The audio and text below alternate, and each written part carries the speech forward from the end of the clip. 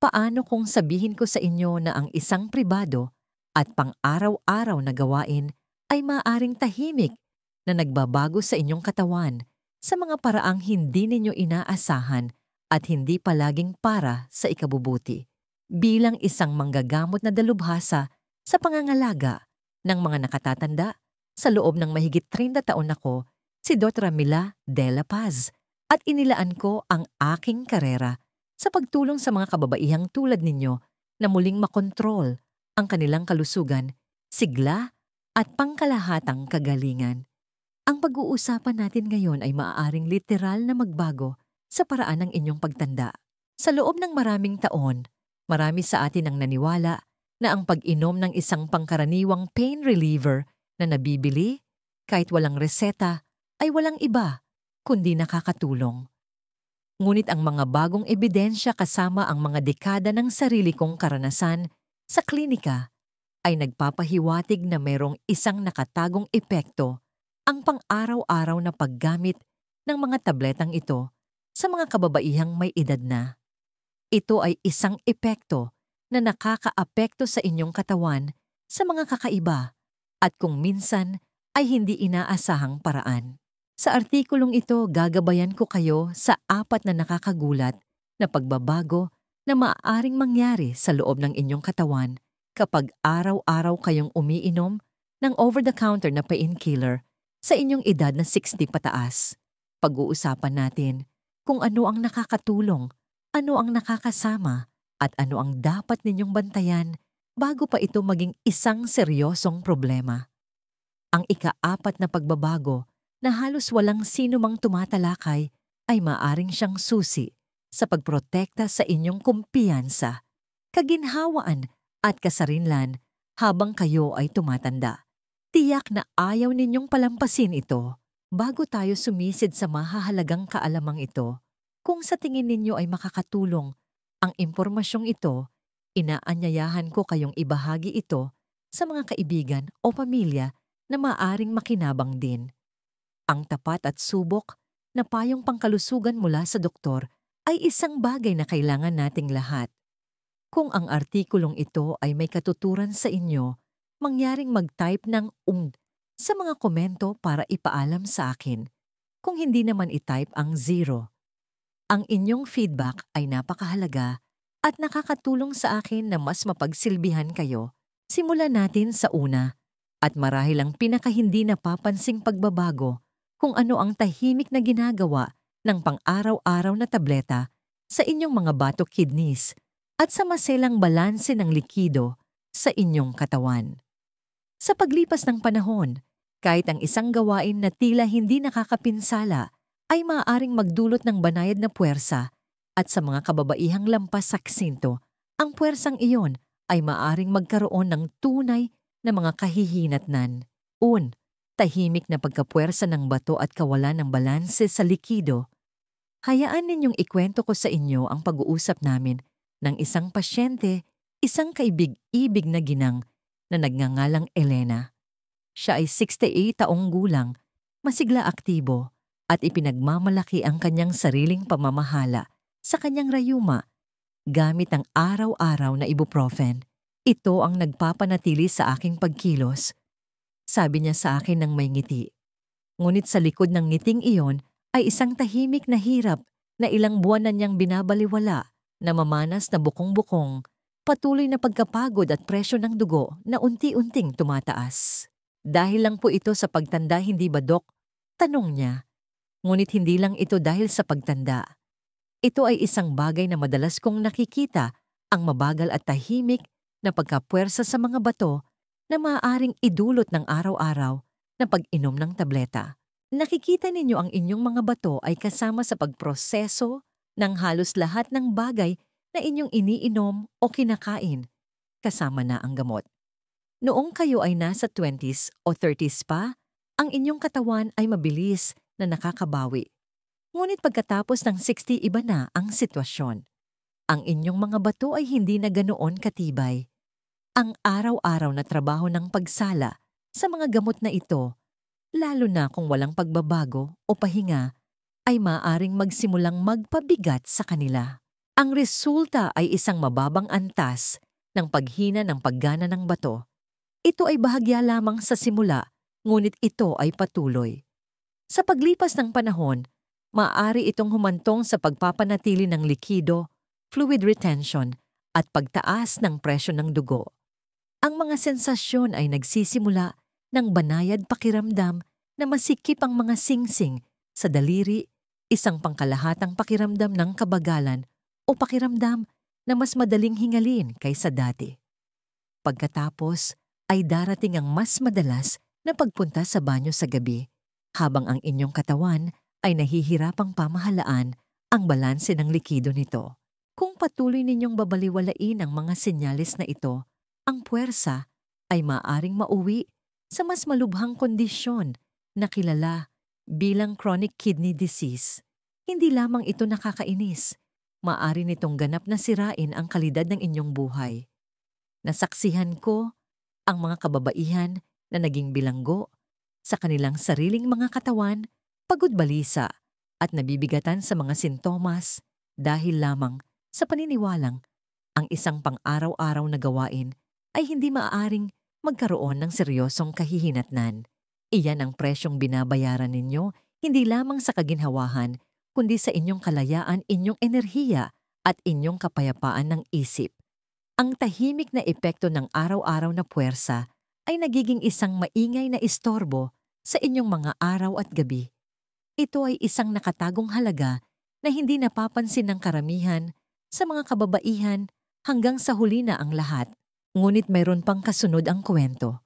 Paano kung sabihin ko sa inyo na bukod sa pisikal na puwersang ito, ang araw-araw na gawaing ito ay maaring nagdudulot din ng mga panloob na pagbabago na nakakaapekto sa inyong bituka at maaring nakawan pa ang inyong katawan ng mga sustansyang kailangan ninyo upang manatiling malakas. Pag-usapan natin yan sa susunod. Kung kasama ko pa rin kayo at nakikita ninyong kapaki-pakinabang ang mga kaalamang ito, mangyaring magkomento ng numerong WIT sa ibaba para ipaalam sa akin. Ngayon, tumungo na tayo sa ating ikalawang punto, pagkasira ng kalusugan ng bituka at hindi maayos na pagsipsip ng sustansya.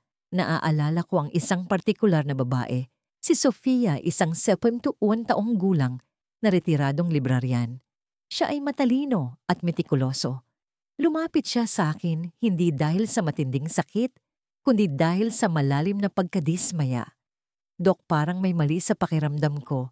Sabi niya, lagi akong pagod, malabo ang isip ko at palaging bahagyang masama ang tiyan ko.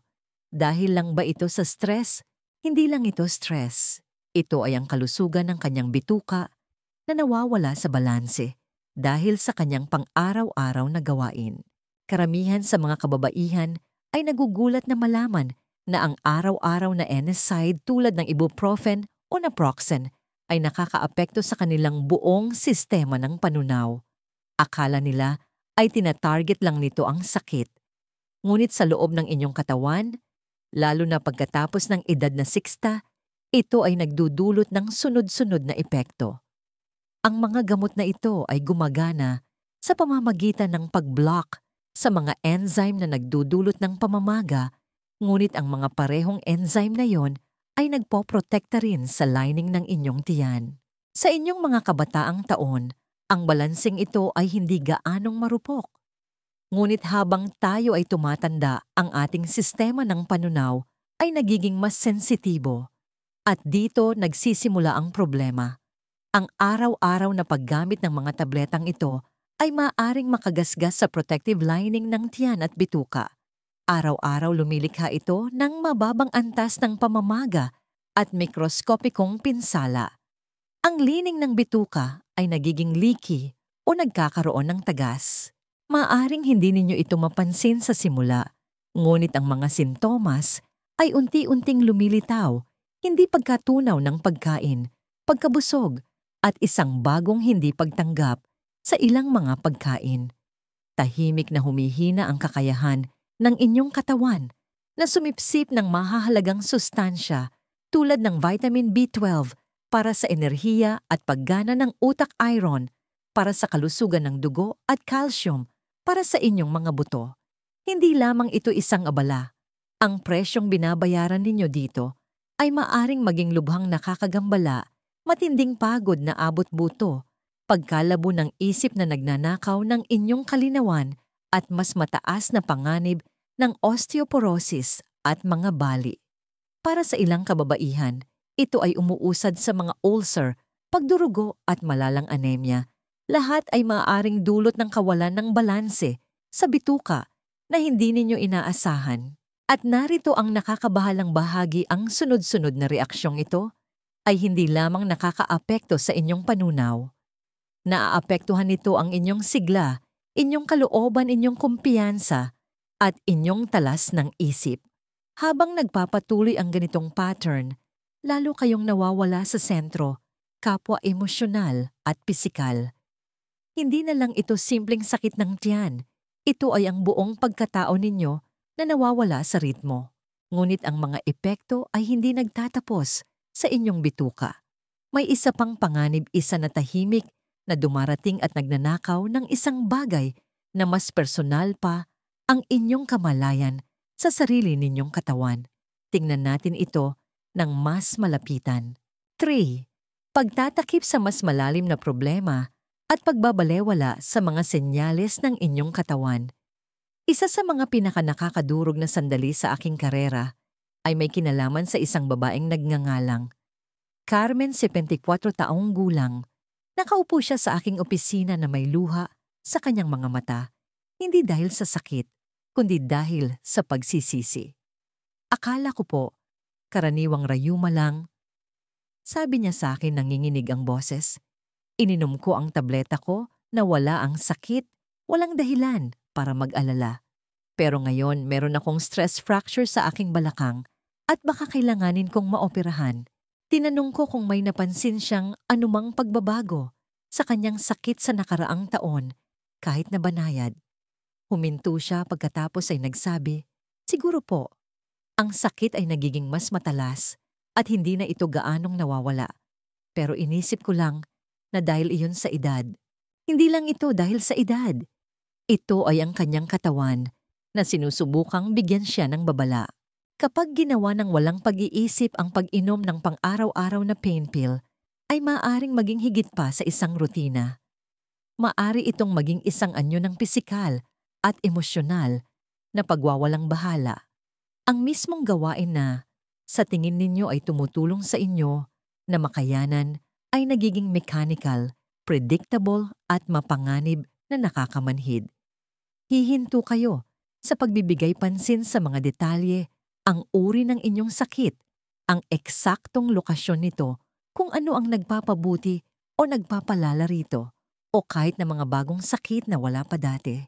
Hindi lamang ito mga detalye, ito ay mga maagang senyales, mga hudyat na ipinapadala ng inyong katawan kapag may isang bagay sa loob na nagsisimulang magbago, kung minsan ay mapanganib. Ang pagiging manhid na ito ay hindi lamang tungkol sa pamamahala ng hirap.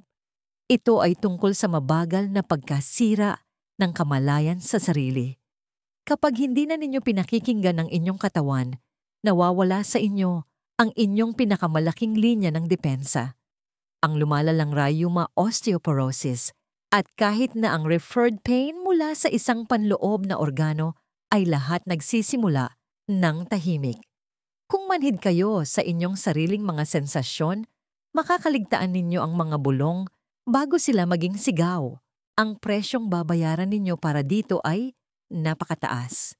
Nakakita na ako ng mga kababaihan na nagkaroon ng malubhang pinsala dahil binaliwala nila ang mga senyales sa paniniwalang tumatanda lang sila. Nakita ko ang mga buhay na nagulo na walang kasarinlan at nasirang kumpiyansa dahil hindi napansin ang mga maagang babala, hindi dahil sa hindi nagmamalasakit ang mga babaeng ito, kundi dahil simpleng tumigil sila sa pagpansin. Ang halaga ay hindi lamang pisikal. Ito ay ang emosyonal na dagok ng pag-realize na mayroong kayong pagkakataong kumilos at hinayaan ninyo itong magsara. At hindi ito nagtatapos doon. Dahil kapag ang isang babae ay nawalan ng koneksyon sa kanyang sariling katawan, ang susunod na panganib ay mas malalim pa. Ano ang mangyayari kapag ang pang-araw-araw na gawaing iyon na dati pribado at hindi nakakapinsala ay nagsimulang palitan ang isang bagay na mas mahalaga, ang pakikilahok sa buhay? Paano kung ang pinakamapanganib na pagbabago ay hindi pala pisikal? Pag-usapan natin ito. Kung nanonood pa rin kayo at nakikita ninyong mahalaga ang mga kaalamang ito, mangyaring magkomento ng sa ibaba upang ipaalam sa akin na narito kayo. Ngayon magpatuloy tayo sa ika-4 na punto. 4. Ang siklo ng pananakit. Kawalan ng pagkilos at pag-iwas sa pakikisalamuha. Minsan nagkaroon ako ng mahabang pag-uusap sa isang byuda na nagngangalang Margarita. Siya ay 77 nakatira mag-isa at walang malapit na kamag-anak. Palagi siyang nag-iisa at sinabi sa akin na ang kanyang pang-araw-araw na pain pill ang tanging bagay na nagpapahintulot sa kanya na malampasan ng araw. Kung wala ito, sabi niya, hindi man lang ako makakatayo mula sa aking upuan. Ang nakakuha ng pansin ko ay hindi ang kanyang ginagawa, kundi ang kanyang iniiwasan. Sa likod ng kanyang mahinahong mga salita ay isang malalim na takot at pag-iisa. Ang nagsimula bilang isang kasangkapan para sa pamamahala ng sakit ay naging isang saklay na nagbigay daan sa kanya na umatras mula sa mundo. Ito ay isang bagay na madalas kong nakikita, bagaman bihirang pag-usapan. Para sa maraming matatandang kababaihan, ang isang pang-araw-araw na pain pill ay maaring maging higit pa sa pisikal na lunas. Maaari itong maging emosyonal na pampamanhid. Pinapamanhid nito ang takot sa pagkilos, ang kalungkutan, at ang pagkadismaya sa isang katawan na parang nagtataksil sa iyo. Sa paglipas ng mga buwan, kahit na mga taon, maaari nitong tahimik na palitan ng mga proaktibong solusyon, physical therapy, banayad na ehersisyo, pakikipagkapwa, at makabuluhang ugnayan sa tao. Ang panganib dito ay wala sa tableta mismo, kundi sa kung gaano kadali itong maging bahagi ng isang siklo na naglalayo sa iyo sa lahat ng iba pang mahahalagang bagay. Ang presyong babayaran ninyo para dito ay higit pa sa pisikal na hirap. Ito ay pagkakahiwalay. Ang paulit-ulit na siklong ito ay hindi lamang nakakaapekto sa inyong katawan. Pinapahina nito ang inyong buong pagkakakilanlan. Nakita ko ang mga malalakas at may kakayahang kababaihan na unti-unting nawawala ng kanilang sigla. Humihinto sila sa pagtawag sa mga dating kaibigan. Tinatanggihan nila ang mga imbitasyon. Humihinto sila sa pagpunta sa mga appointment sa doktor. At ang mas masahol pa, humihinto silang maniwala na maaari pa silang bumuti. Nang hindi namamalayan nagsisimula silang maglaho sa kanilang sariling mga buhay. May isang malalim na kalungkutan na lumalaki sa bilangguan ng malalang sakit. Ang isang pang-araw-araw na tableta, kapag ginamit bilang nag-iisang estratehiya, ay maaaring gawing katanggap-tanggap ang bilangguang iyon sa loob ng isang panahon, ngunit hindi nito binubuksan ang pinto. Sa paglipas ng panahon, maaari pa nitong patibayin ang mga pader na ginagawang mas mahirap na muling kumonekta, mas mahirap na humingi ng tulong, at mas mahirap na magmalasakit sa sarili mong kapakanan. Iyan ang pinakamapanganib na pagbabago sa lahat dahil hindi ito lumalabas sa isang laboratory test o scan. Lumalabas ito sa inyong espiritu, sa kung gaano kaliit ang inyong mundo kapag huminto kayong pahalagahan ang inyong sarili ng sapat upang manatiling konektado, manatiling nakikilahok, at manatiling naroroon. Ngunit hindi kailangang maging ganito. Mayroong mas mabuting landas, isa na kinabibilangan ng pamamahala sa sakit ng walang pagpapabaya, sa sarili koneksyon ng walang pagkakasala, at lakas ng walang kahihiyan. Kaya ano ang dapat ninyong gawin sa halip? Hayaan ninyong ipakita ko sa inyo ang daan pasulong. Bima? Kaya ano ang dapat ninyong gawin? Kung umabot kayo hanggang dito, hayaan ninyo akong sabihin ito, hindi kayo nag-iisa at hindi kayo sira. Ang katotohanang narito kayo nakikinig ay nangangahulugang nagmamalasakit kayo sa inyong kalusugan, sa inyong hinaharap at sa inyong buhay. At iyon ang pinakamahalaga sa lahat. Ginugol ko ang mga dekada sa pakikipagtulungan sa mga kababaihan sa kanilang 60s, 70s at kahit 80s. Mga kababaihang sinusubukang harapin ang pagtanda malalang kondisyon, pagkawala at pagpapahalaga sa sarili ng sabay-sabay. Ang mga nagtatagumpay ay hindi perpekto. Hindi sila ligtas sa kalungkutan na kagawian o mga isyu sa kalusugan. Ngunit pinipili nila ang kamalayan kaysa sa pag-iwas. Pinipili nila ang pangangalaga kaysa sa pagsuko. At higit sa lahat, pinipili nila ang koneksyon sa kanilang sarili at sa iba. Kaya sa halip na mahulog sa isang pang-araw-araw na rutina na maaaring tahimik na mas nakakasama kaysa nakakatulong sa inyo, narito ang maaari ninyong gawin, baguhin ang inyong pananaw. Ang tableta ay hindi ang solusyon. Ang pagkakahiwalay ang problema. Gamitin ang inyong sakit hindi bilang isang hantungan, kundi bilang isang sandali ng pagiging mulat. Dahan-dahan, bigyang pansin. Gawin itong isang check-in, hindi isang check-out. Sasabihin sa inyo ng inyong katawan kung may nagbabago, ngunit kung nakikinig lamang kayo, kausapin ang inyong doktor. Bago kayo gumawa ng anupaman, magkaroon ng tapat na pag-uusap sa inyong manggagamot tungkol sa inyong pang-araw-araw na paggamit ng tableta. Maaaring may mas ligtas at mas epektibong pangmatagalang estratehiya para sa inyong partikular na sakit. Gawing intentional, hindi nakagawian. Makipagtulungan sa inyong doktor upang gamitin ang gamot ng may estratehiya para sa mga biglaang pagsakit flare-ups, hindi bilang isang pang-araw-araw na pangkalahatang lunas. Galugarin ang iba pang mga paraan ang physical therapy, banayad na yoga, o tai chi, mga heat pack yelo, o mga pampahid na gamot ay maaaring maging lubhang epektibo. Muling buuin ang koneksyon. Kung nararamdaman ninyong nahihiwalay kayo dahil sa inyong sakit makipag-ugnayan, kausapin ang isang kaibigan, tawagan ang isang kamag-anak, sumali sa isang grupo sa komunidad kahit online. Kahit isang maliit na hakbang tungo sa pakikipag-ugnayan sa tao ay maaaring magdulot ng malaking pagkakaiba. Hindi lang ito mabuti para sa inyong puso, mabuti ito para sa inyong pananaw, sa sakit sa inyong tulog at sa inyong pagnanais na mabuhay. At pakiusap magpasuri. Huwag isisi ang lahat sa edad. Ang isang masusing pagsusuri sa inyong doktor ay maaaring matukoy ang pinakaugat ng inyong sakit.